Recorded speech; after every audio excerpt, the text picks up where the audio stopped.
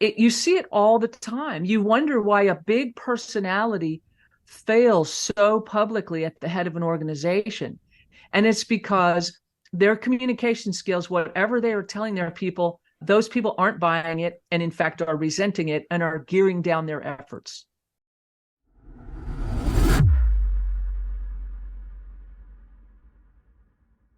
Sally Jenkins, it's so great to have you here on the Learning Leader Show. Welcome.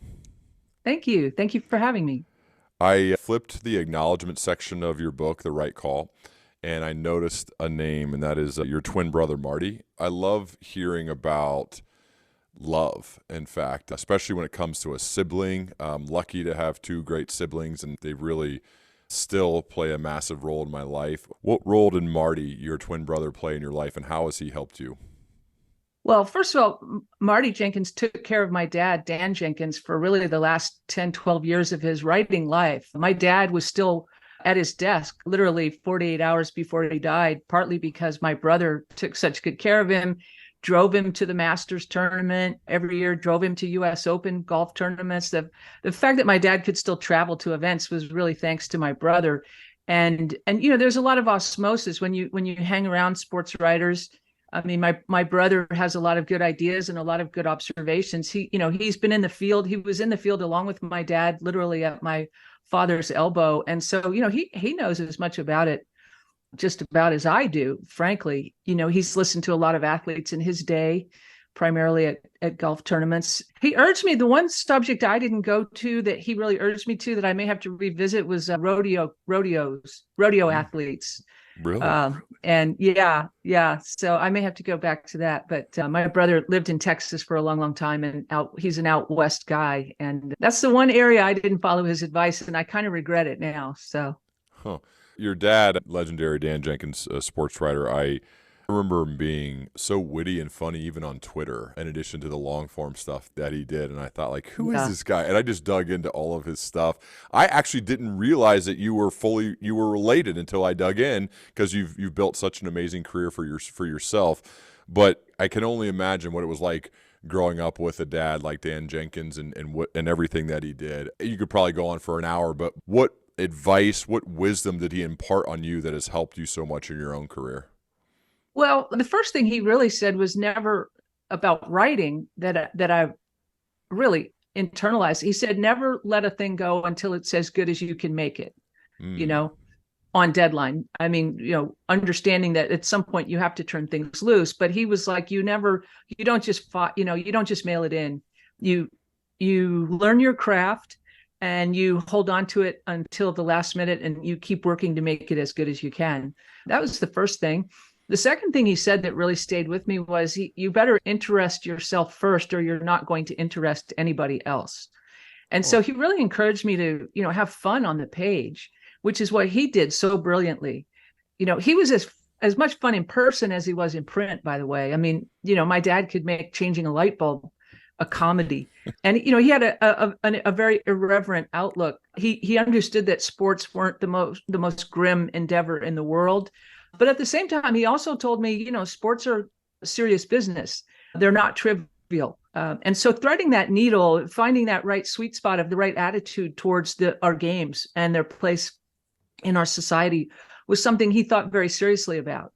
And what he said that I quote in the book that really is the impetus for the book, The Right Call, is my father asked the question, who can explain the athletic heart?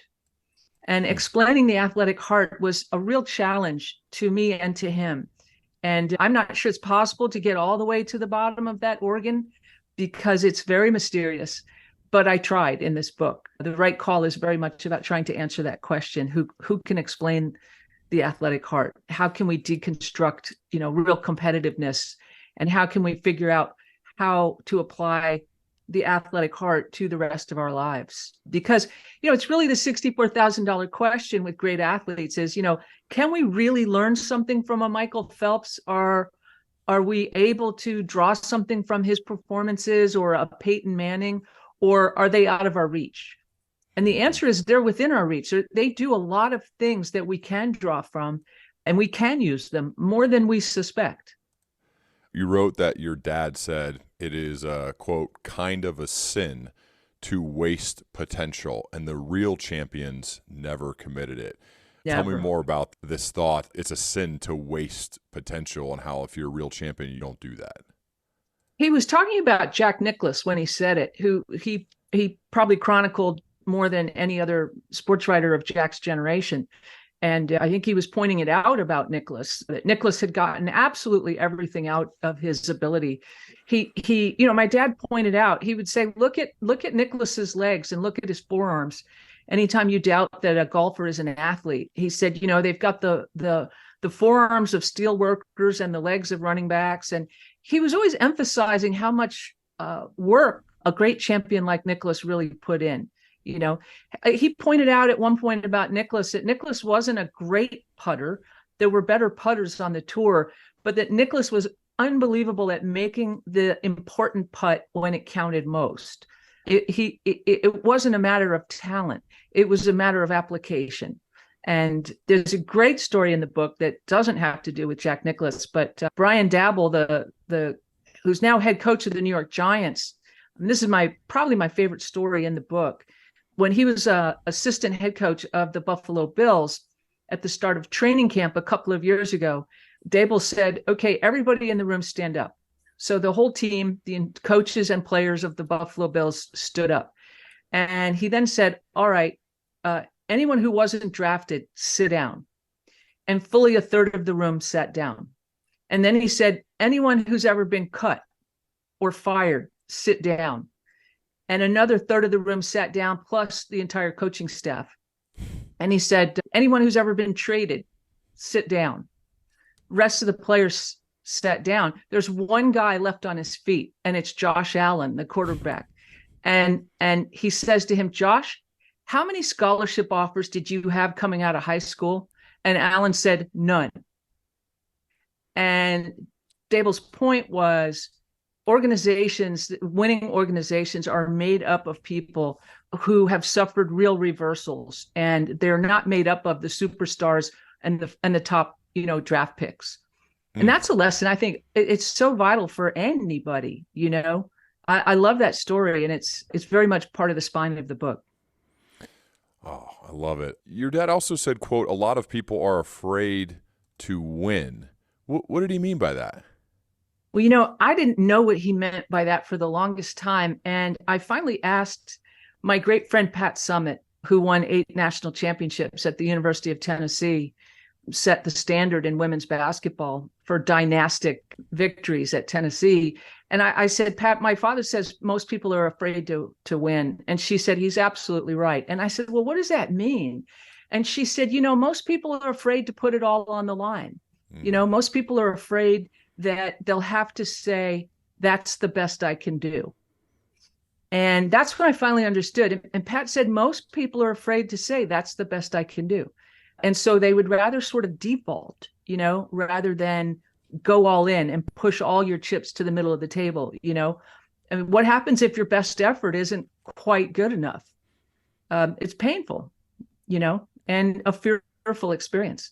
But the champions, the great, every champion in this book, everyone I talked to, Peyton Manning. I mean, people have to remember about Peyton Manning that by Peyton Manning's third year in the league, his overall record was 32-32. He didn't become a great quarterback until Tony Dungy came into the Indianapolis Colts and really cured his habit of throwing more interceptions than any quarterback in the league. These greats are very, very much constructions of their own effort over the years, reversals, mistakes, deep analysis about where their weaknesses are.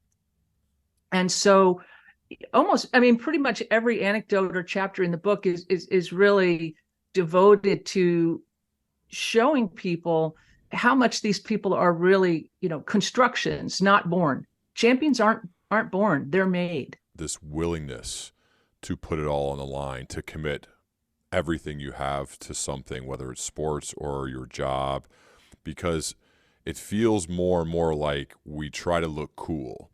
And sometimes, for example, in sports, you may play 80% defense in a basketball game because you're kind of trying to look cool. And if the guy gets around you to score, you're like, well, I wasn't fully going for it. And I think Right? this applies in business. This applies in an interview. This applies in a sales career like I've had after my football career, which is like, are you going to really give everything you have, even though you still may come up short? And so, Sally, how have you implemented that into your life, into your career by saying, you've accomplished so much. You're one of the greatest of all time in your field, legitimately are. But how have you approached it and say, I'm just going to put it all on the line. I'm just going to go for it, even if I may look stupid, I may get embarrassed, it may not turn out how I want, but I'm going for it anyway. I really learned a lot from Pat Summitt in that regard. I mean, one of the things that I learned from her about going all in my own field was preparation, practice. So many writers trust a fortunate burst of inspiration or, a jolt of coffee on deadline or something like that. And we don't really think as carefully. I mean, anyone who works at a desk probably should think a little more carefully about how they prepare, the depth of their preparation.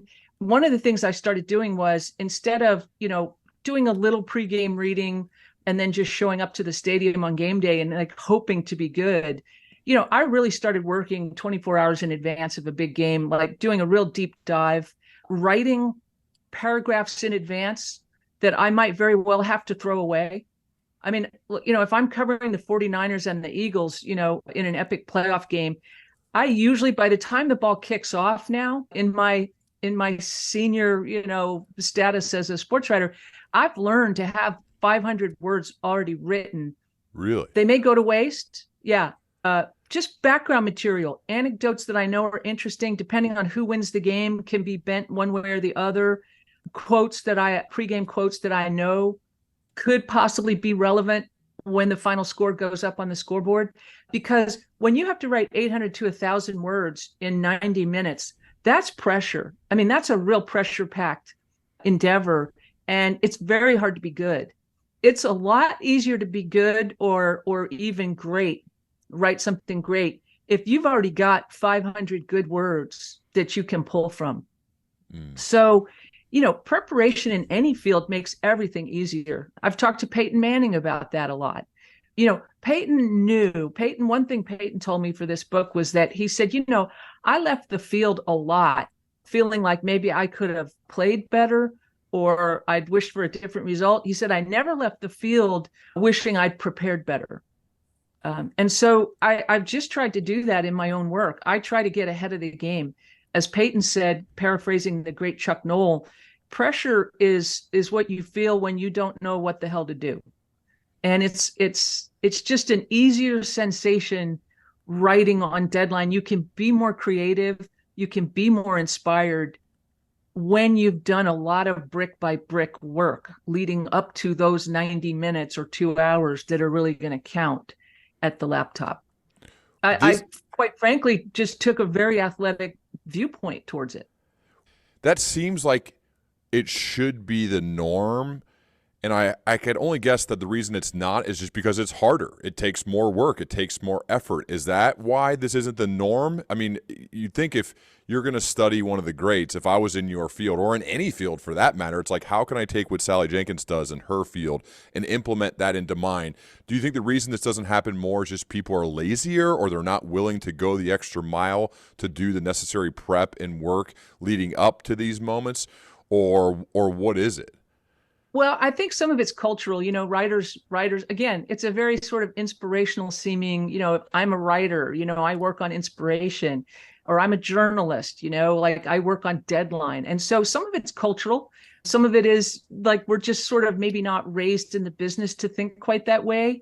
But I think some of it too is, I know lots of great broadcasters and sports writers who do a lot of homework. I mean, beat writers spend all season long amassing reams of material that they can hopefully draw from on deadline. So, I mean, I don't want to by any stretch say I'm the only one, but I am saying that what I took from athletes was to do a lot more preparation. As a younger writer, I was much more, it's back to the nonchalant thing. It's so cool to sort of just breeze into the press room, go out the night before, stay out late with your colleagues, have some drinks, socialize and not get enough sleep, wake up in the morning, have maybe too big of a Sunday brunch before you're going to sit down and write, which is terrible for thinking. So, I mean, all I'm saying is that as I got older, I started to think, if you respect what these people do, which you do, why wouldn't you behave half as seriously about your end of the day as they do about their end of the day, right? And so I try to get enough sleep. I try to eat right. I try not to eat a bunch of garbage in the press room that I know is going to make me jittery and not think great on deadline. I mean, just little things like that is just a more athletic approach towards what is, quite frankly, desk work. I mean, writing is very neck up stuff, but it's a serious mistake to think that you aren't working and working quite hard and that you can't train yourself for that job physically to perform better when it counts.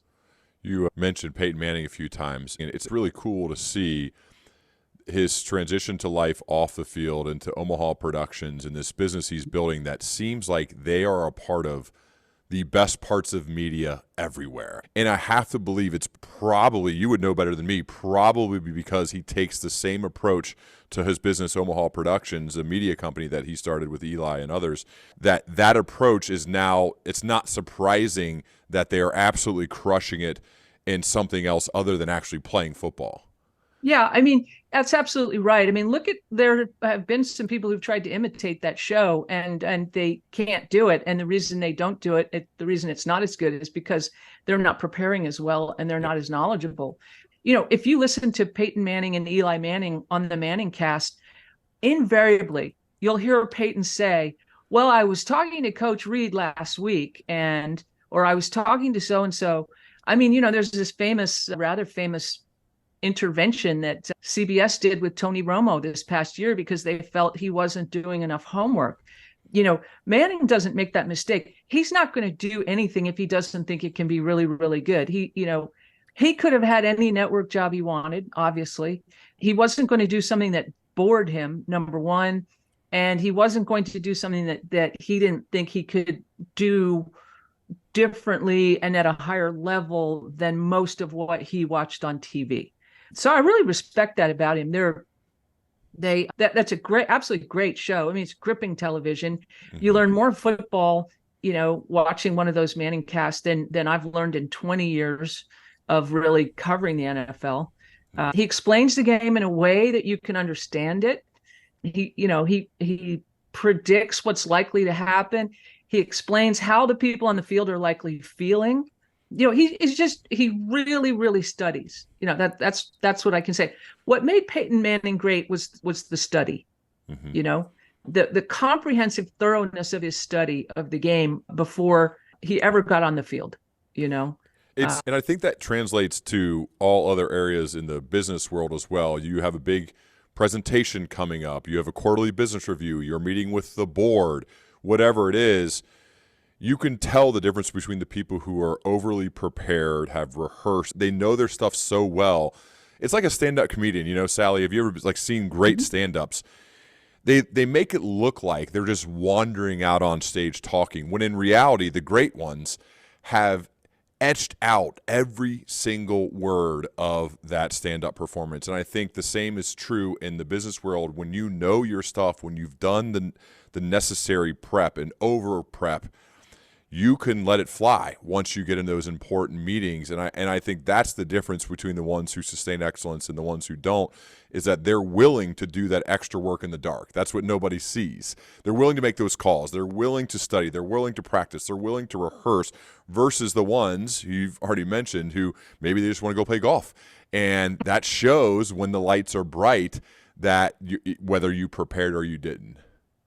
Ryan, I heard more times in putting the material together for this book and interviewing people for it, I heard more times, Michael Phelps's coach, Bob Bowman, said that he literally told Phelps when he was a very young swimmer, you can be an Olympian, but it's not going to be about what you do on race day. It's going to be about what you do in the pool at 5 a.m. on a Wednesday morning, and that was very true. I mean, Phelps even trained on his birthday and Christmas Day. I mean, that's another story that's in the book. Senior swimmers on the USA Olympic team were riding a bus with a teenage Michael Phelps. And one of them said, you train a lot, don't you? And Phelps said, well, yeah, I guess I do. And this senior swimmer said, well, I mean, but yeah, like, you don't swim on Christmas, do you? And Phelps said, well, yeah, I do, you know? So as Bob Bowman says in the book, the thing that made Phelps great was the work. Yeah. Everyone kept analyzing Phelps and saying, oh, does he have some freakish anatomical gift? Is his torso too long? Or what about his arms? And in fact, Scientific American actually did a study of Phelps's physique and torso and found out that actually he didn't have any extraordinary qualities for a 6'4" young man. So I think we're always so tempted we're overawed by athletes. And so we think that they possess some magical physical quality. And in some cases they do. I don't mean to undersell talent, but it is a fractional determinant of what eventually happens and what eventually makes somebody great. I mean, just look at Tom Brady, if you have any doubt about that. Yeah. Not a man built for greatness. I could see some people saying, Sally, I'm trying to build a great career and support my family. I don't want to be swimming on Christmas. I don't want to be doing all that extra work. I want to have a little bit of balance in life. What do you think? What do you think to those types of comments?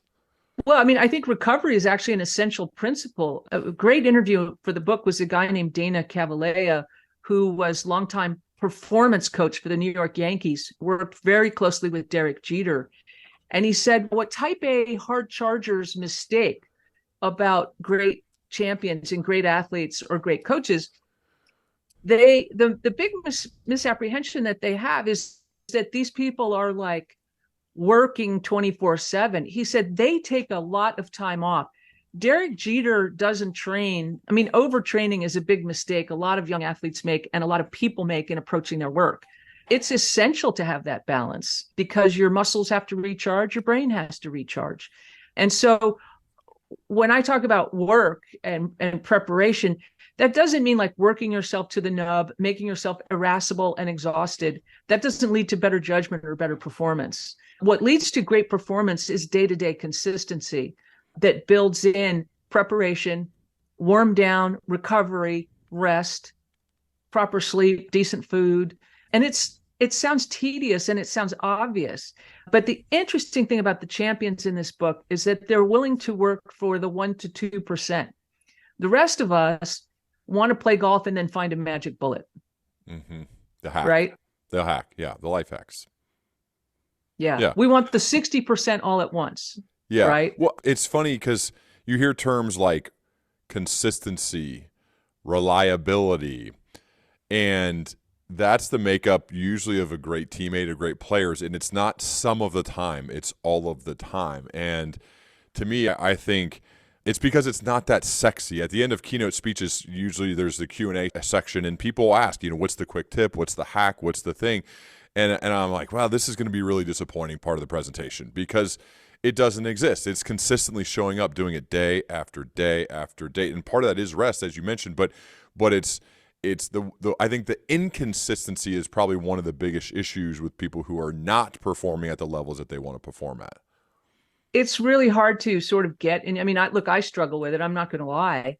But what Cavalea, one thing he told me about Derek Jeter, he said in season, no matter what time the game ended, no matter where they played, no matter what invitations Derek Jeter had, he was in bed exactly 2 hours after the end of the game. He had 2 hours to wind down, get something to eat, decompress, and he was in the bed. And everyone in his life knew in season, don't ask Derek to go out after a game. Whether it was a girlfriend or a partner or a best friend, everybody knew Derek Jeter's in bed 2 hours after the game, no matter what. And he was that way from spring training through October. He was very unvarying in his habits. And that's what the consistency of the habits are what matter more than, the hard charge, the overwork, the burning it at both ends. Method and routine and sort of cultivating what you understand, analyzing yourself, asking yourself questions. What did I do right that day that made me perform pretty good? And sort of ditching the things that you're pretty sure are getting in your way and emphasizing those habits that you're pretty sure make for a better decision or a better performance at your desk. Yeah, it makes me think of James Clear, the aggregation of marginal gains. You just Yes. keep stacking and it compounds over Mhm. time. But if you're inconsistent, you then get in the way of that compound interest you're building for yourself. So that's why Yeah. consistency is so key. In your book, there's 7 principles you write about: conditioning, practice, discipline, candor, culture, resilience, and intention. And then you bring those principles to life through stories. It's beautifully done. Not surprising, it's Sally Jenkins. But Thank you. there's a few more I wanted to point out. Laird Hamilton, you write about him quite a bit too. And when it comes to his willpower, and willpower is tough because some of it's environment based, some of it's like building your mind up. I'm curious, what did you learn from Laird Hamilton about willpower? One of the really fun things about this book was looking at a wide variety of athletes. What does Laird Hamilton have in common with Peyton Manning or Patrick Mahomes or Steph Curry? And they do have things in common. And one of the big things they have in common, Laird identified for me as articulately as anybody. He's the greatest big wave surfer in the world who has to master a lot of fears, has to be highly conditioned. And what Laird said was that usually when we get in a state of emergency under pressure, we're actually not really well conditioned to that particular stress. Like if you get in a car, you drive a car every day, but if you get in a race car that's going 200 miles an hour, your senses are going to blur. You're not prepared. You're not conditioned to that onrush of stimulus, but you can condition yourself to it by getting in a race car and going higher and higher and higher speeds, right? Well, you can do that with anything. And so Laird identifies your body doesn't know what's stressing it. Your body doesn't know why it's anxious. Laird says, my body doesn't know whether I'm anxious because I'm in an ocean with a really big swell coming at me, or because my daughter left the house 2 hours ago with the car keys and isn't home yet, right? So Laird trains himself to deal with anxiety through hot and cold. He does a lot of ice baths and a lot of saunas. And, no one can jump into an ice bath right away and stay there for very long. Laird has worked at training himself to, get from 5 seconds to 20 seconds to 30 seconds. And anyone can actually do that with their own shower. And it's apparently incredibly good for you. I will confess, I don't do it very much. But the bottom line is that hot and cold can help acclimate your body to stresses. And you can help teach yourself. It releases all kinds of good chemicals that help you deal better with, all of the things that come along with stress, all the things that are released in your body. Stress has 2 sides. And as Laird Hamilton says, we're meant to experience a certain amount of stress because stress is our body's way of helping us rise to a moment that really matters. So stress actually sharpens your perceptions. It sharpens your focus. If you become alert to it and what it's doing for you, and you're not over-focused or misfiring, but you're learning to use stress and learning to calm your own anxieties through breath work or, lots of work with cold or hot treatments, you can learn to master those stimuluses better. As Laird says, it's not the great athletes who have the most to improve in these areas. It's the rest of us. It's in a way we have to, in some cases, manufacture hardship to better prepare us for whatever adversity is going to strike. Because the only guarantee in life is that change is going to happen and adversity will strike. And so to me, I view it as something as little as you see the escalator, you see the stairs, take the stairs, right? It's a little bit harder. It's not that hard, but it's a little bit harder, get in the ice bath, go in the sauna, whatever the thing is to better put yourself, your mind and your body in a position to deal with hardship. You're not going to respond well if you never have to go through it. So if you're regularly you're regularly putting yourself through it, it increases our odds of responding better when whatever happens. And that, I think, that's the difference I've found. When I meet interesting people, a lot of 500 plus on this podcast, the higher performers, they're always like they're intent on manufacturing hardship for themselves to better prepare themselves for adversity, and that's why when it happens they respond better. And I think we all can do this. We just have to be thoughtful and intentional about it. Absolutely right. And I mean, what Laird would say is that comfort is not the only thing worth seeking, right? Mm-hmm. I mean, it's just, let's face it, it's kind of boring. It's sort of deadening. And, you You're know, right. Too many comfortable days. You're like, I'm kind of bored. As weird as that yeah, sounds, you know? yeah. I mean, one thing about being a Laird Hamilton is that, you become master of your situations. Now, look, for a Laird Hamilton, what's stressful for Laird is not the ocean, in which he has an incredible amount of expertise.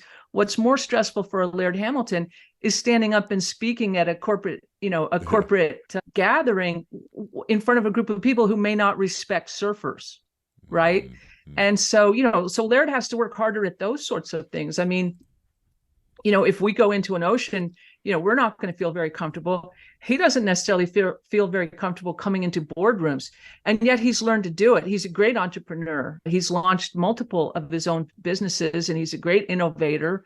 And so, he had to teach himself things that he really wasn't very comfortable with.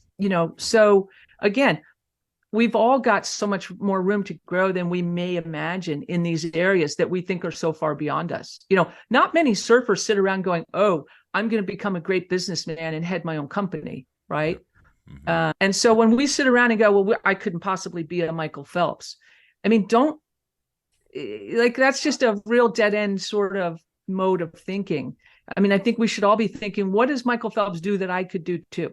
You write about the difference between a coach like Tony Dungy and his quiet strength versus a coach like Urban Meyer. Now, just so you know, Sally, I live in Ohio. Urban did win a national title here for the Buckeyes years ago, but obviously has had some issues. When you compare and contrast a coach like Tony Dungy's quiet strength versus a coach like Urban, what did you learn? Well, look, everyone has a different style of communication. It's really the chapter or the episode about Urban Meyer is just a demonstration.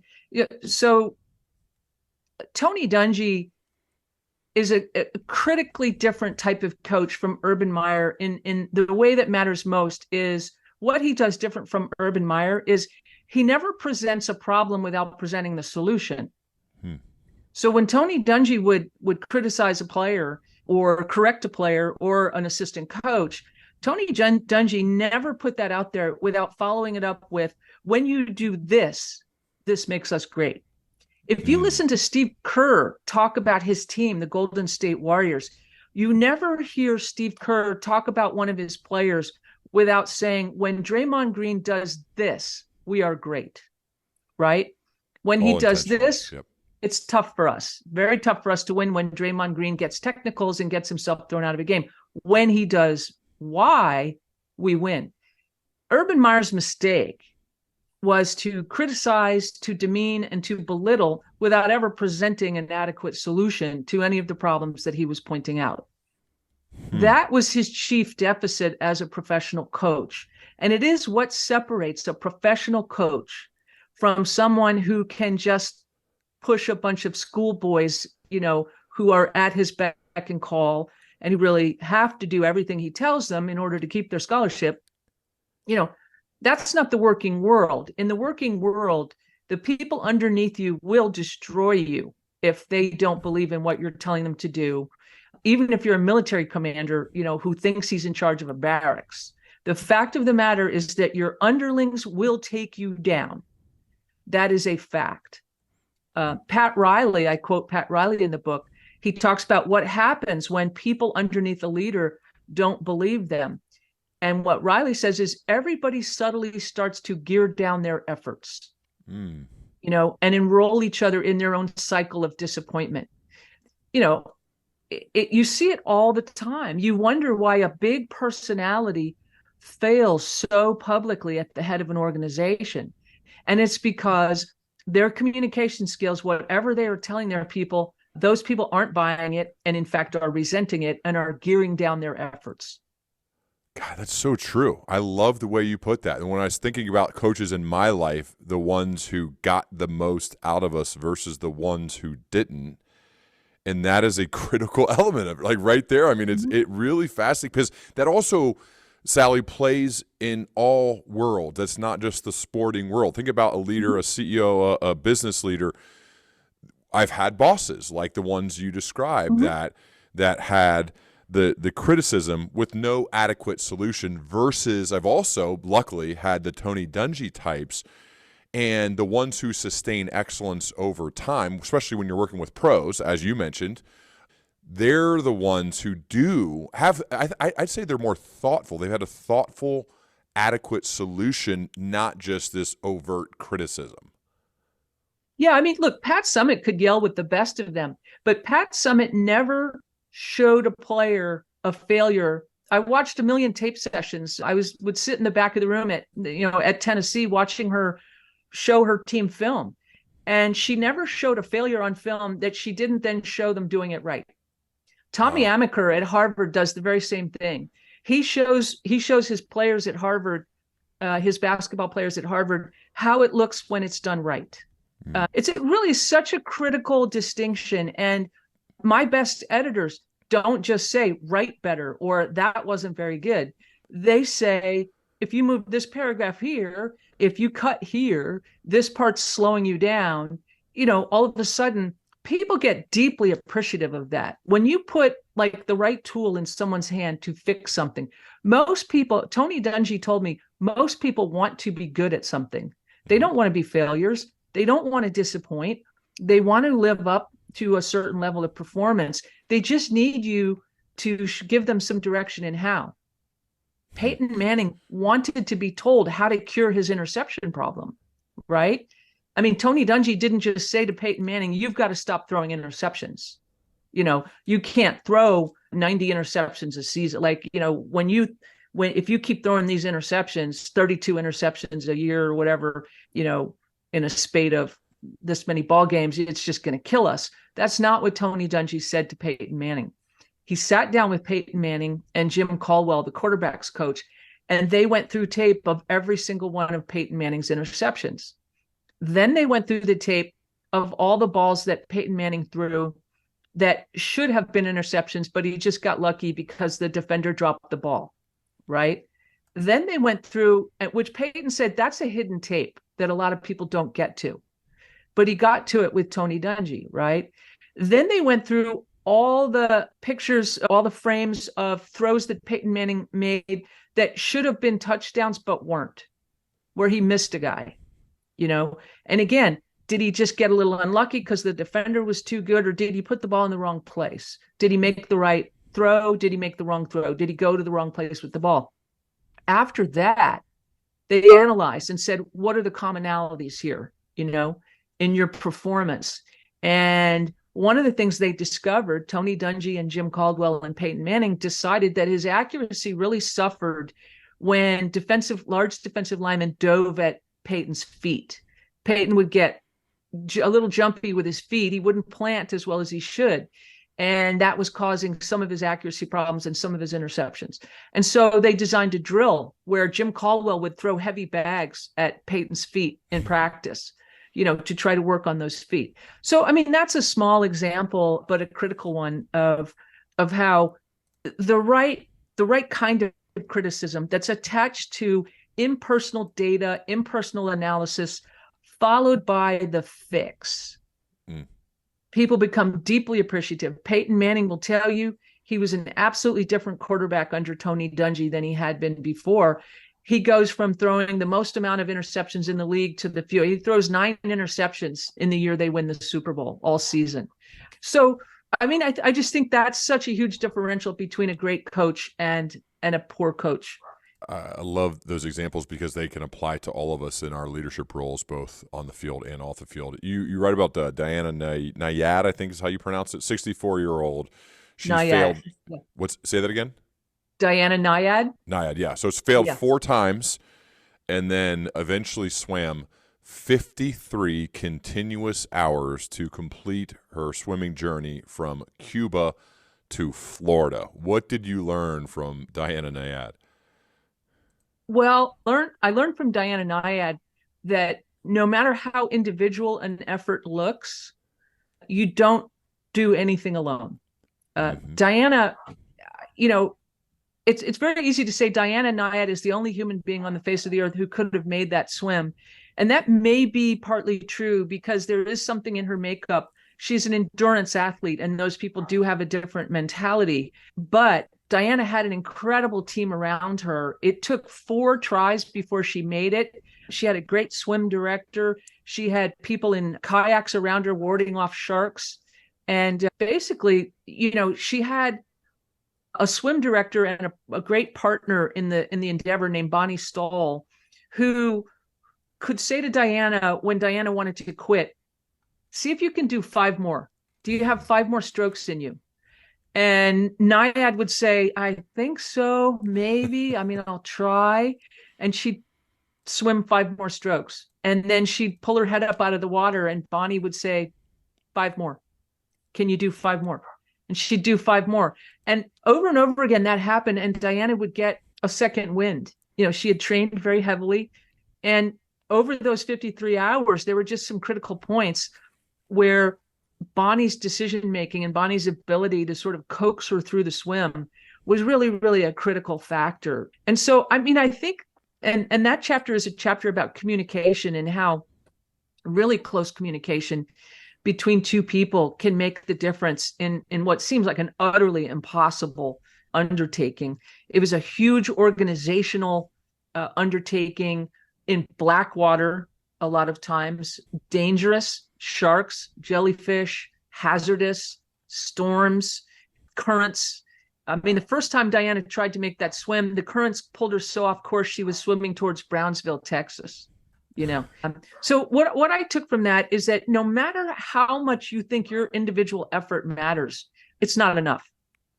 Did I read this right? You co-wrote 2 books with Lance Armstrong. Is that I right? did. Yeah, I love Lance Armstrong. What was that like, and what's your relationship like with Lance? I'm still friends with Lance. I'm not in touch with him the way I used to be. He's got a bunch of kids and a big life out in Colorado and Texas. But I'm very fond of Lance, always have been. Love doing the books with him. It was a great experience doing the books. Obviously, I was terribly disappointed to discover that he hadn't been honest about the doping, but we've talked about that. And he issued to me personally a very private, heartfelt apology that, was really meaningful to me. I really respect him. I always have. I mean, I believe he was the best cyclist in the world, no matter what. I believe he was just trying to level the playing field. I think that the performance enhancement was so widespread that it was simply the price of competing. I don't believe there's any substance that can get you to the top of a French Alp or keep you in the saddle under that kind of pain. I think the ultimate determinant in the Tour de France is will. It beggars the imagination what those cyclists do. I do not understand the demonizing of athletes for taking substances that are not directly performance enhancing, but actually are just trying to keep them healthy to perform for another day. So I'm not as judgmental about the doping thing as most of my colleagues in sports. I never have been, even regardless of Lance. I felt that way about Marion Jones. I felt she was the greatest runner in the world and was simply trying to level the playing field with all of the other competitors who were doing this exact same thing. I think the anti-doping movement in this country is unfortunate, overly judgmental, and misplaced. And I feel that quite independently of Lance, who I have a really high regard for and a lot of affection for. He beat cancer fair and square, and he's done incredible work in that field. So that's my Lance Armstrong story. He's also fun. He's a lot of fun. Seems like it. And a great podcaster. You've accomplished so much in your career and are still in your prime doing it. Like I said, I told you before we started recording, one of my favorite writers for quite some time that I'm not sure Don Lemon would say I'm in my prime. Oh, jeez. Well, I think you are. I don't know whose word means more. I do still have a job. Anyway, no. But I'm curious what you would say when somebody, let's say somebody who, whether it's in your industry or not, but they're earlier in their career, maybe a recent college grad, and they want to do good in the world. They want to be a productive member of society. They're not 100% sure what they want to do yet, like most of us at that age, but they've seen what you've done and what you're doing, and they want to learn from you. What are some general pieces of life/career advice you'd give to that person? just never underestimate the value of shoe leather hard work. If you question that, go back and read my earliest work from 1982 or 1983 and compare it to the work I do today, and just look at the different level. I wasn't born a great sports columnist or a great feature writer. It's a learned craft. As my father said, learn your craft. Choose your craft and learn your craft. The other thing I would tell you is find that thing that you will do for fun and see if you can't make it work. Because, at the end of The Right Call, what I write in conclusion to the book is that, something more animates athletes than just work or just practice or conditioning. They are moved by a real impulse to seek and a real love for the endeavor. And that's what really elevates a performance. Just to use writing as an example, a piece of writing will lift off the page. It's almost like perfume. If you write something with a certain intention, with a certain enthusiasm, with a certain humor or love, the reader will feel it. It's the most mysterious thing in the world. But what you put into that sentence when you put it on the page, when the reader reads it 30,000 miles away, like perfume, it will come off the page. That's true of almost anything we do. If you do something with love and enthusiasm, it will work. It's what Billie Jean King meant when she said to me, people who bet on themselves tend to win. Sally, I really appreciate the book, which is like everything else. You've written more than 12 best-selling books. This one is called, which I highly recommend picking up, The Right Call, What Sports Teach Us About Leadership, Excellence, and Decision-Making. And I'd imagine being in your shoes, it's tough. You have to live up to these standards that are almost unreachable, and yet you somehow do it. And so I just give you huge props for that. I'm so grateful that you decided to publish this book. And I'd love, Sally, to continue our dialogue as we both progress. This was a lot of fun. I love being here. Thank you so much. It was a great conversation. There's the book. That's it right there. It looks good. And it looks good. It's great cover goes too. on sale. Goes on sale June 6th from Gallery Books, part of Simon & Schuster. Love it. So Love it. I loved it. It was a labor of love. So awesome. Well, thanks so much. I really appreciate it.